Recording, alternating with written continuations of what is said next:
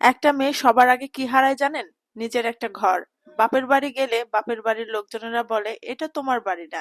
আবার শ্বশুর বাড়ি গেলে শ্বশুর বাড়ির লোকজনেরা বলে এটা তোমার বাড়ি না। আসলে মেয়েদের নিজের কোনো বাড়িই হয় না। তারপরেও অন্যের বাড়িটা নিজের বাড়ি মনে করে তারা সংসার গোছাতে, ঘর গোছাতে, সংসার করতেই ভালোবাসে। হ্যালো এভরিওয়ান, আসসালামু আলাইকুম।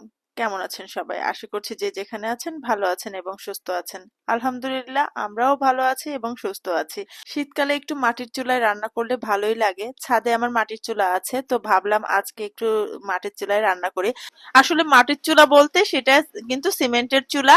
আর ছাদে আছে, সেটাতে আমি মাঝে মাঝে পিঠা টিঠা বানাই। আর মাঝে মাঝে মাঝে মাঝে বলতে শীতকালে রান্না করি। তো জায়গাটা একটু পরিচ্ছন্ন করে ঝাড়ু দিয়ে নিলাম প্রথমে, তারপরে সবকিছু রেডি করে নিয়েছি। নিচ থেকে সবকিছু রেডি করে ছাদে নিয়ে যাই। তো আমার ছেলে সহ এই কার্পেটটা এখানে একটু পেরে নিলাম। এর উপরে সবকিছু কুটাবাছা করেছি, যেগুলো জিনিসপত্র সেগুলো যেহেতু বাচ্চাদের পরীক্ষা শেষ হয়ে গেছে, তো ওরা বাসায় আছে।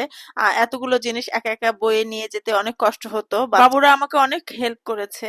এই জিনিসগুলো একটা একটা করে নিয়ে যেতে আমার আসলেই কষ্ট হতো, কিন্তু ওরা সব নিয়ে গেছে ছাদে। এরপরে আমি রান্না বসিয়ে দিলাম, কিন্তু এই চুলা ধরাতে যে অনেক অনেক কষ্ট হয়েছে। আসলে চুলা ধরানোটা অনেক প্যারার বিষয়। গ্যাসে রান্না করলে তো বসিয়ে দিলাম, হয়ে গেল, কিন্তু এই মাটির চুলায় রান্না করতে গেলে মাটির চুলা ধরানোটা মনে হয় একটু কঠিন। আর রেগুলার রান্না করলে এই কাজটা সহজ হয়ে যায়, কিন্তু হঠাৎ করে একদিন রান্না করতে গেলে চুলার জাল ধরাতে আসলে কষ্ট হয়। তো প্রথমে আমি নিরামিষটা রান্না করব। তো ওখানে আমার দেবরের ছেলেও ছিল, সে কিন্তু হাতে হাতে আমার অনেক কাজ করে দিয়েছে আজকে। আমাকে লবণ, তারপরে যে সব জিনিসপত্র একটু দূরে দূরে ছিল সেগুলা এগিয়ে দিয়েছে। তো আমি বড়িগুলা ভেজে নিলাম প্রথমে, নিরামিষটা যেহেতু রান্না করব। এরপর কাঁচামরিচ বেশি করে দিলাম, কারণ এটাতে কোনো গুঁড়ামরিচ দিব না। কাঁচামরিচ, পেঁয়াজ তেলের মধ্যে একটু ভেজে নিলাম। আর ভাজার সময় আমি লবণটা দিয়ে দিই, তাহলে দ্রুত সময়ের মধ্যে নরম হয়ে আসে পেঁয়াজ এবং কাঁচামরিচটা। তারপরে সামান্য একটু রসুন দিলাম, রসুন দিয়ে কিছুক্ষণ নাড়াচাড়া করলাম যাতে রসুনের কাঁচা গন্ধটা দূর হয়ে যায়।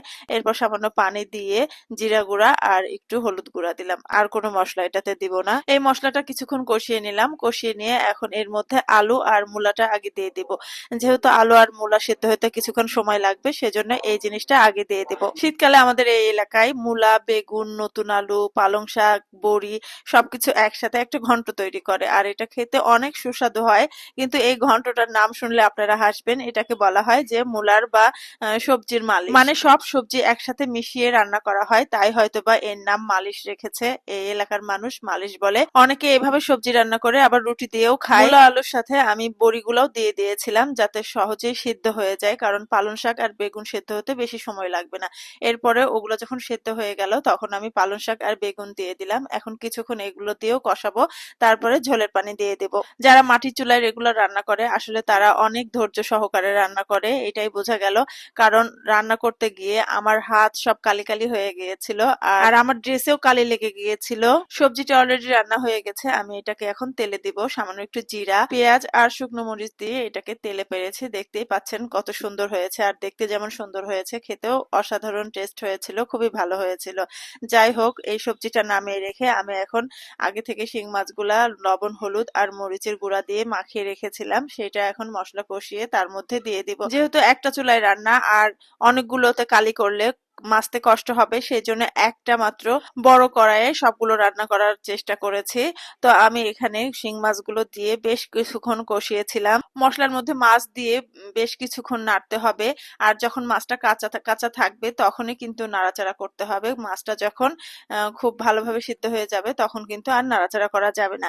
এদিকে আমার ছেলে মেয়ে ভিডিও যেহেতু করে দিয়েছে, তো আমার ছেলে মেয়ে একটু বাইরের ভিউটাও ভিডিও করে নিল।